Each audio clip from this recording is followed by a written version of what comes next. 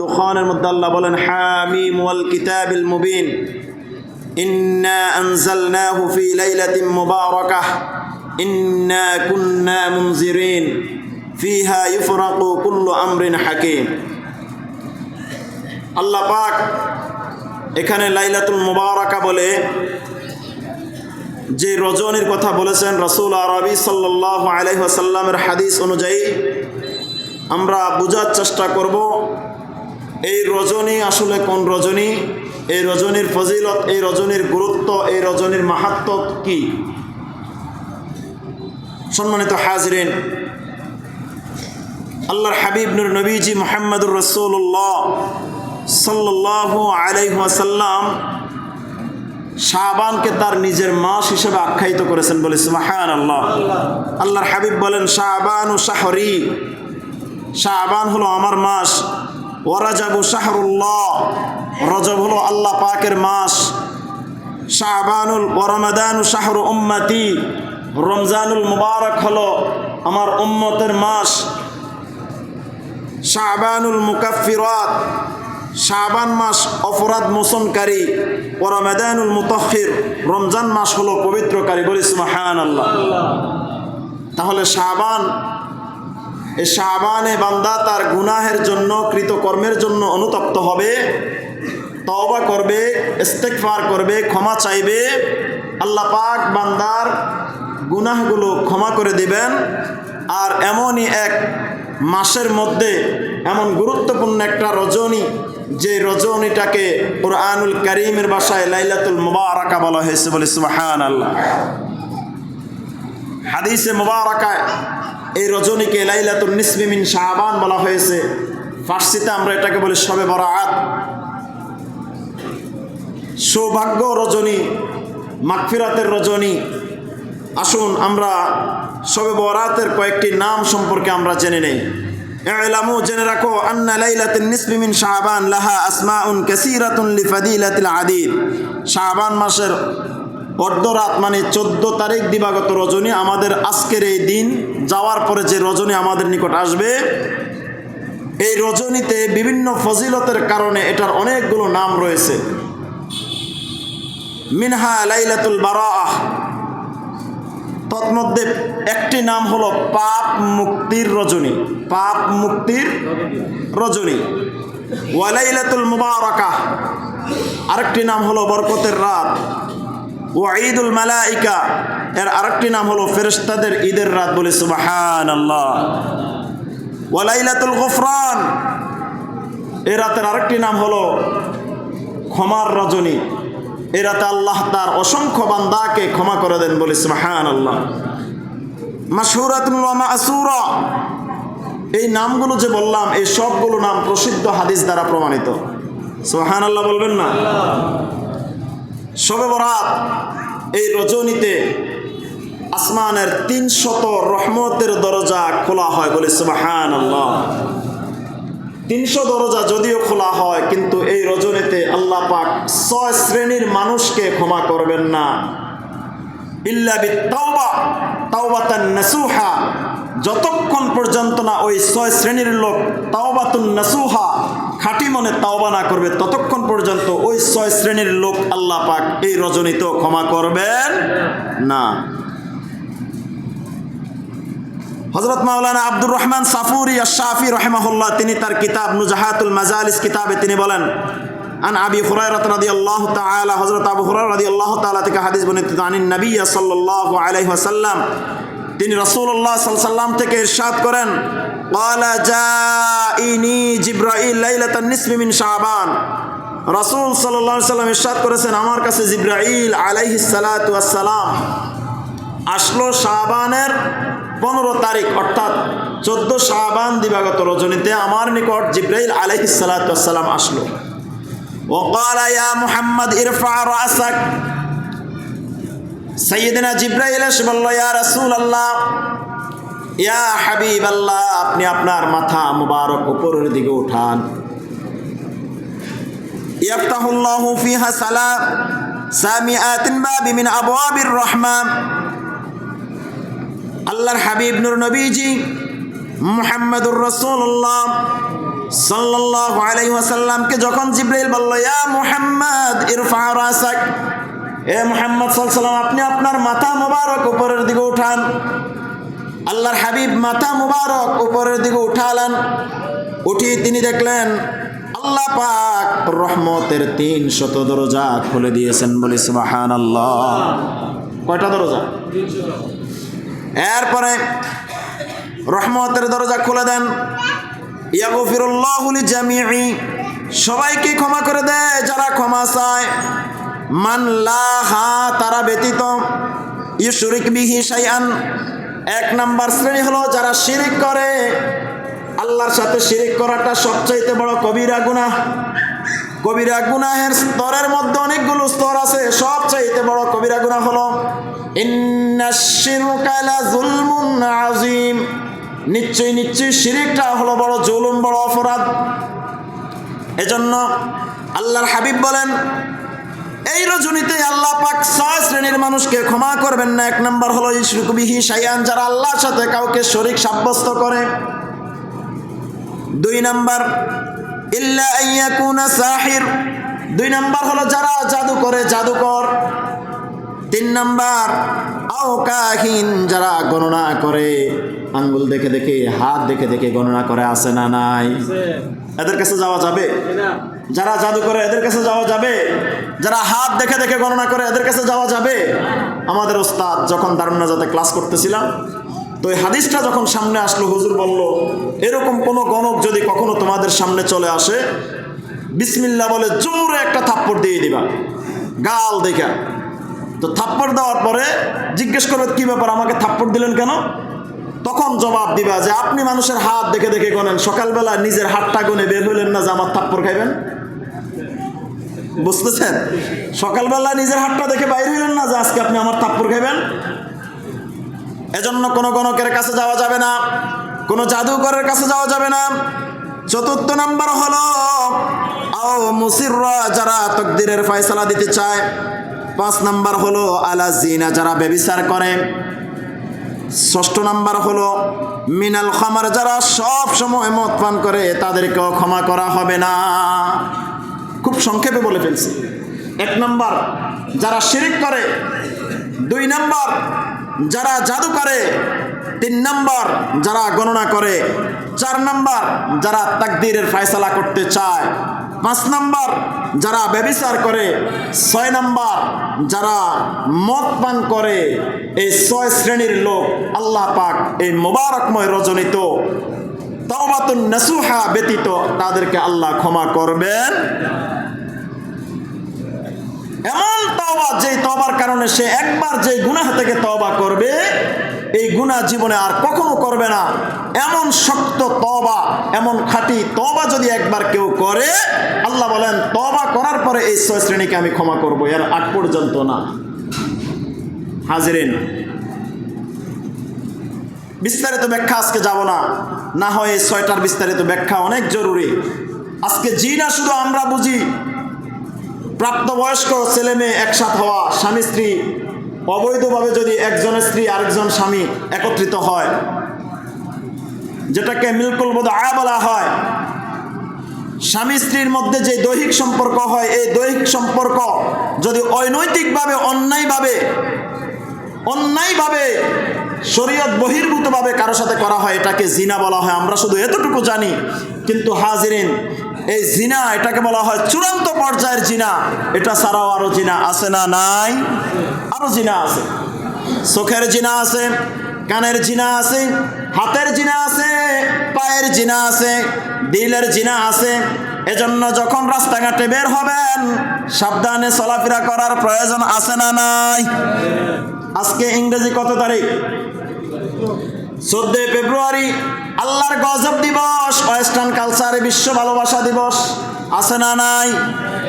বিশ্ব ভালোবাসা দিবসের নামে, বেহায়াপনার নামে আমাদের যুবক যুবতী ভাই বোনগুলো অন্যায় কাজের দিকে ধাবিত হয়ে যায়। একটা ছেলে, যুবক একটা ছেলে যখন যুবতী একটা মেয়ের হাত ধরে রাস্তা দিয়ে হাঁটে, হাতের জিনা হয় কি হয় না? কুমিল্লা শহরে হয়তো বা কম, ঢাকা শহরে অ্যাভেলেবেল লিটনের ফ্ল্যাট আছে না নাই?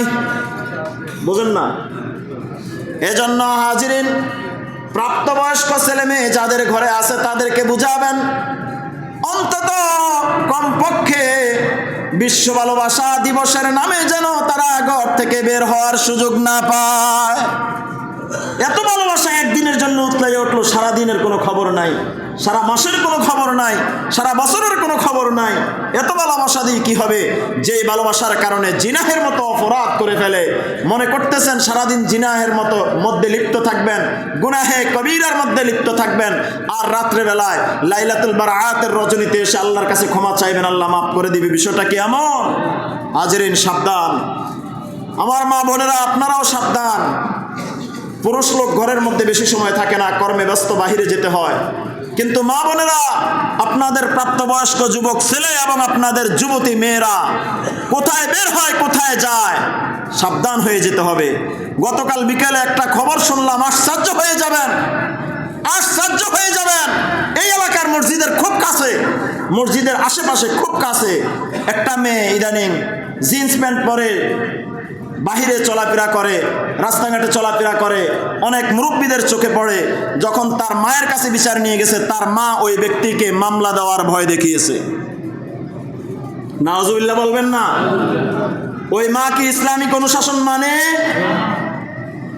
হাজিরিন, আজকে যেই মা তার মেয়েকে ওপেন বাহির হওয়ার সুযোগ করে দিয়েছে, অপেক্ষা করেন, কিছুদিনের মধ্যে প্রকৃতি এমন প্রতিশোধ নেবে, এই মা লজ্জায় সমাজ ছেড়ে দিয়ে চলে যাবে এই মেয়ের কারণে।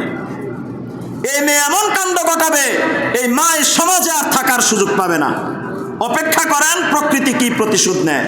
হাজিরিন, বলতেছিলাম যাদের ঘরে যুবক যুবতী, আমার কলিজার টুকরা, আমার সমবয়সী আমার ভাইয়েরা আছেন, আমার যুবতী বোনেরা যে ঘরের মধ্যে আছেন, নিজের ইজ্জত ইবরুর হেফাজতের দায়িত্ব আপনার নিজের। আজকে যদি আপনি আপনার ইজ্জত অন্য ছেলের কাছে দিয়ে দেন, মনে রাখবেন বিবাহ এমন একটা ছেলের কাছে হবে যে আপনার চরিত্রের চাইতে 14 গুণ খারাপ চরিত্রের অধিকারী। এজন্য ভালোবাসা দিবসের নামে বেহায়াপনার সুযোগ ইসলাম ধর্মে তো নাই। অন্তত আমরা আমাদের সমাজটাকে এই কালচার থেকে দূরে রাখবো। কি বলেন? ইনশাআল্লাহ। আল্লাহ পাক আমাদেরকে বুঝার তৌফিক দান করুক। হাজিরিন, বলতেছিলাম আল্লাহ পাক লাইলাতুল মুবারাকার এই রজনীতে 6 শ্রেণীর মানুষকে ক্ষমা করবেন না। এর মধ্যে একটা শ্রেণী হলো যারা জিনা ব্যভিচারে লিপ্ত। এরপরে দেখেন আল্লাহ পাক পবিত্র শবে বরাতের রাতে আসমানের দরজাগুলো খুলে দেন। এক একটা দরজার এক একটা স্তরে দেখেন যুকিরা ফিল ইকনা নামক কিতাবের মধ্যে হযরতে মাওলানা আব্দুর রহমান সাফুরি শাফি রাহিমাহুল্লাহ তিনি উল্লেখ করেন, এই রজনী যখন চলে আসে, এই রজনীতে আল্লাহ পাক ইন্না জিব্রাইল নাযালা আলান নবী সাল্লাল্লাহু আলাইহি ওয়াসাল্লাম লাইলাতুল বরাতের রজনীতে জিব্রাইল আলাইহিস সালাতু ওয়াস সালাম আল্লাহর হাবিবের কাছে এসে বললেন, ওয়াকালা ইয়া মুহাম্মদ ইস্তাহিদ ফি হাযিহিল লাইলা, ইয়া রাসূলুল্লাহ এই রাতে আপনি আপনার উম্মতের গুনাহগুলো ক্ষমা করানোর জন্য ইবাদতের মাধ্যমে চেষ্টা করেন। জিব্রাইল আলাইহিস সালাতু ওয়াস সালাম প্রিয় নবীকে বললেন, ইয়া রাসূলুল্লাহ উম্মতের গুনাহগুলো ক্ষমা করানোর জন্য ইবাদতের মাধ্যমে চেষ্টা করেন। وقال يا محمد فإن فيها تقضى الحاجة, কারণ এই রাতে সকল সমস্যার সমাধান করা হয়। فاجتهد النبي صلى الله عليه وسلم فأتاه جبريل مرة ثانية وقال يا محمد بشر أمتك فإن الله تعالى غفر لجميع أمتك. আল্লাহর রাসূল সাল্লাল্লাহু আলাইহি ওয়াসাল্লাম আপনার উম্মতকে সুসংবাদ দিন, আল্লাহ তাআলা সকল উম্মতকে ক্ষমা করে দিবেন। মানে হলো এই রজনীতে যদি উম্মতের মধ্যে কেউ ইবাদত বন্দেগী করে ক্ষমা চাইতে পারে, আল্লাহ পাক তার উম্মতদেরকে ক্ষমা করে দিবেন, বান্দাদেরকে ক্ষমা করে দিবেন। মান লা ইউশরিকু বিহি শাইআ, উম্মতদের মধ্যে যদি কেউ শিরক থেকে মুক্ত থাকে তাহলে আল্লাহ তাকে ক্ষমা করবেন। সুম্মা ক্বালা ইরফা রাসাক, অতঃপর আল্লাহর হাবিব বললেন, অতঃপর জিবরাইল বললেন, ইয়া রাসূলুল্লাহ আপনার মাথা আসমানের দিকে উঠান। ফারাফা রাসি, আল্লাহর হাবিব আসমানের দিকে আবার তাকালেন। তিনি তাকিয়ে দেখলেন ফাইজা আবওয়াবুল জান্নাহ, তিনি দেখতে পেলেন জান্নাতের সবগুলো দরজা খোলা। বলেন সুবহানাল্লাহ। কোন রজনী? লাইলাতুল বারাতের এই রজনীতে। এরপরে দেখেন ওয়াফি রায়া, অন্য বর্ণনায় উল্লেখ করা হয়েছে আবওয়াবুস সামাইল মাফতাহা, আসমানের সব দরজা খোলা এবং প্রত্যেক আলাল বাবিল আউয়ালিল মালাক, এবং তিনি প্রথম আসমানে দেখলেন একজন ফেরেশতা। আল্লাহর হাবিব প্রথম আসমানে ফেরেশতাকে দণ্ডায়মান দেখলেন। ইউনাদি তুবা লিমান রাকা ফি হাযিহিল লাইলা, প্রথম দরজার ফেরেশতা আহ্বান করে এই রাতে রুকু করেন, যিনি রুকু করে তার জন্য সুসংবাদ। প্রথম আসমানের ফেরেশতা কি বলে? এই রজনীতে যারা রুকু করে তাদের জন্য সুসংবাদ। ওয়া আলাল বাবিস সানি, তিনি দ্বিতীয় আসমানের দিকে তাকাই দেখলেন মালাকু ইউনাদি, দ্বিতীয় আসমানে একজন ফেরেশতাও ডাকতেছে, ডেকে বলতেছে তুবা লিমান দাআ ফি হাযিহিল লাইলা, এই রাতে সিজদা করবে তার জন্য সুসংবাদ, যে এই রজনীতে সিজদা করবে তার জন্য সুসংবাদ। ওয়া আলাল বাবিস সালিসিল মালাক ইউনাদি, তৃতীয় আসমানের একজন ফেরেশতা সেখান থেকে তিনিও বলতেছেন, তৃতীয় আসমানের ফেরেশতা বলতেছেন তুবা লিমান দাআ ফি হাযিহিল লাইলা, এই রাতে যে দোয়া করবে তার জন্য সুসংবাদ। এক নম্বর কি? এই রাতে যে রুকু করবে। দুই নম্বর এই রাতে যে সিজদা করবে। তিন নম্বর এই রজনীতে যে দোয়া করবে। এই তিনজনের জন্য সুসংবাদ। ওয়া আলাল বাবির রাবি, চতুর্থ আসমানে মালাকা ইউনাদি, চতুর্থ আসমানের ফেরেশতা ডেকে বলতেছে তুবু লিমান বাকা মিন খাশিয়াতিল্লাহি ফি হাযিহিল লাইলা, এই রাতে আল্লাহর ভয়ে যে ব্যক্তি কাঁদে তার জন্য সুসংবাদ। বলেন সুবহানাল্লাহ। হাজিরিন, মনে আছে গত লাইলাতুল বারাতে যখন আমরা সালাতুত তাসবিহ আদায় করলাম, সালাতুত তাসবিহ আদায় করার পর যখন আমরা লাইট বন্ধ করে মুনাজাত ধরলাম, কান্নার কি আওয়াজ হয়েছে মনে আছে আপনাদের? এই কান্না কি মানুষকে দেখানোর জন্য নাকি আল্লাহর ভয়ে এই কান্না? আল্লাহু আকবার। যারা কান্না করবে আল্লাহর ভয়ে, চতুর্থ আসমানের ফেরেশতা ঘোষণা দিচ্ছেন ওই ব্যক্তিকে সুসংবাদ দেন যে আল্লাহর ভয়ে কান্না করে। এরপরে দেখেন ওয়া আলাল বাবিল খামিস, পঞ্চম আসমানে মালাকা ইউনাদি, পঞ্চম আসমানের ফেরেশতা ডেকে বলতেছে তুবু লিমান আমিলা খায়রান ফি হাযিহিল লাইলা, যে এই রাতে ভালো কাজ করবে তার জন্য শুভ সংবাদ। সুবহানাল্লাহ বলবেন না? লাইলাতুল বারাত এই রজনীতে দীর্ঘ সময় আমরা তেলাওয়াতের মধ্যে মশগুল থাকি, দীর্ঘ সময় আমরা জিকির করি, দীর্ঘ সময় আমরা ইস্তেগফার করি, দীর্ঘ সময় আমরা দুরূদ শরীফের আমল করি, দীর্ঘ সময় আমরা কবরস্থান জিয়ারত করি, দীর্ঘ সময় নফল নামাজ অতিবাহিত করি। এগুলো কি ভালো কাজ না খারাপ কাজ? এগুলো করলে লাভ না ক্ষতি? এবার আসেন ওয়া আলাল বাবিস সাদিস, ষষ্ঠ নাম্বার আকাশে মালাকা ইউনাদি, ষষ্ঠ নাম্বার আকাশের ফেরেশতা ডেকে বলতেছে হাল মিন সাইল ফায়ুতাসুলা, এই রাতে যে যা চাইবে তাকে তাই দেওয়া হবে। বলেন সুবহানাল্লাহ। আমরা কি সবাই পরিপূর্ণ? আমরা কেউ কি বলতে পারবো যে আমি পরিপূর্ণ? আল্লাহ কাউকে পরিপূর্ণতা দান করেন নাই। আল্লাহ পাক কোনো না কোনো অসুবিধার মধ্যে, কোনো না কোনো সমস্যার মধ্যে আমাদের কাউকে প্রত্যেককে কোনো না কোনো সমস্যার মধ্যে রেখেছেন। এই সমস্যার সমাধান যিনি করবেন তিনি কে? আল্লাহ। ওয়া আলাল বাবিস সাবি, সপ্তম আকাশ মালাকা ইউনাদি হাল মিন মুস্তাগফিরিন ফায়ুগফারু লাহু, সপ্তম দরজার আহ্বান করে। সাত নাম্বার আসমানের যিনি ফেরেশতা তিনি আহ্বান করতেছেন যে এই রজনীতে ক্ষমা চাইবে আল্লাহ পাক তাকে ক্ষমা করে দিবেন। এই রজনীতে যে ক্ষমা চাইবে আল্লাহ তাকে কি করে দিবেন? ক্ষমা করে দিবেন। হাত্তা ইয়াতলাল ফজরুল ইকনা, এভাবে ফজর পর্যন্ত চলতেই থাকবে। বলেন সুবহানাল্লাহ। শবে বরাতে মালাকুল মাউতের হাতে একটি তালিকা দেওয়া হয়। শবে বরাতের রজনীতে মালাকুল মাউত সাইয়্যিদনা আজরাইল